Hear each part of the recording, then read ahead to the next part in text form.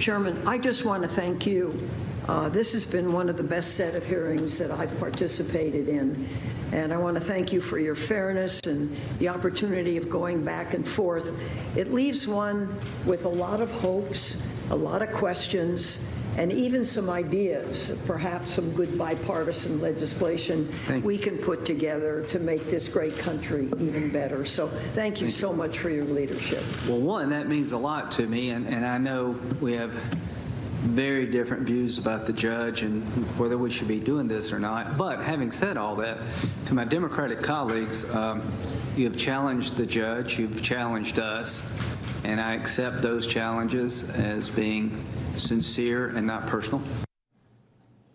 Now, that was back in 2020 at the conclusion of the confirmation hearings for now Supreme Court Justice Amy Coney Barrett. It was at the conclusion of days of a robust hearing and debate between opposite political parties reflecting their deep convictions for or against a high court nominee. And in the Senate, like every place else, you don't always get the outcome you want or even that you think is the right and just one. Senator Feinstein, a Democrat, voted no in the Judiciary Committee in sending now Justice Amy Coney Barrett's name to the Senate floor for a full vote. She then spoke on the Senate floor, reaffirming her opposition to Justice Coney Barrett. Feinstein didn't think now Justice Coney Barrett was the right person to be on the high court. But despite her opposition, she no doubt remembered what former President Barack Obama said when he was getting some opposition early in his first term. Obama said, elections matter.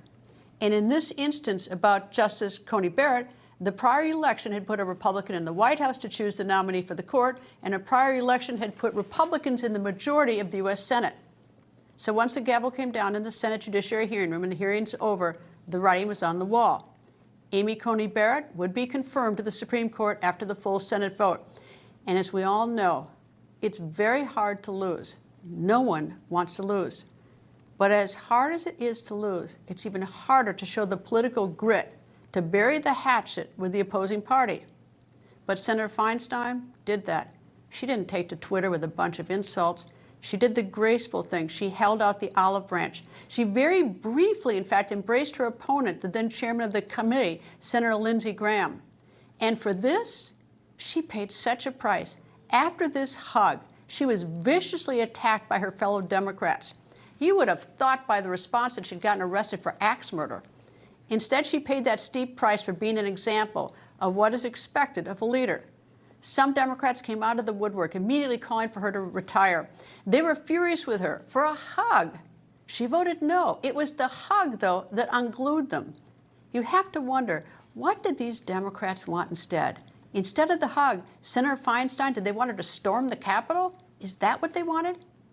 Brian Fallon, former National Press Secretary for Hillary Clinton and alumna of the Obama Justice Department's press office, said this. It was published in The Hill. Quote, "It's time for Senator Feinstein to step down from her leadership position on the Senate Judiciary Committee. If she won't, her colleagues need to intervene." End of quote. So she's supposed to resign for a hug? Pretty vicious, since a hug had nothing to do with Amy Coney Barrett getting confirmed. She was confirmed because there was a Republican in the White House and Republicans held the majority in the Senate. Hug had nothing to do with the confirmation. What did Fallon want?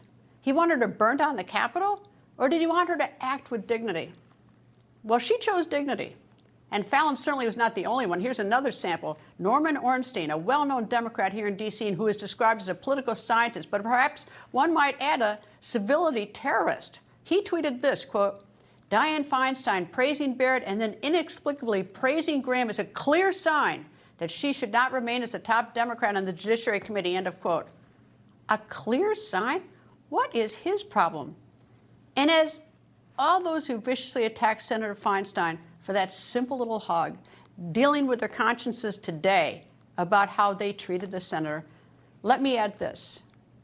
I appreciate all the barriers that Senator Feinstein broke for women, and there were many, and they have been forgotten by so many.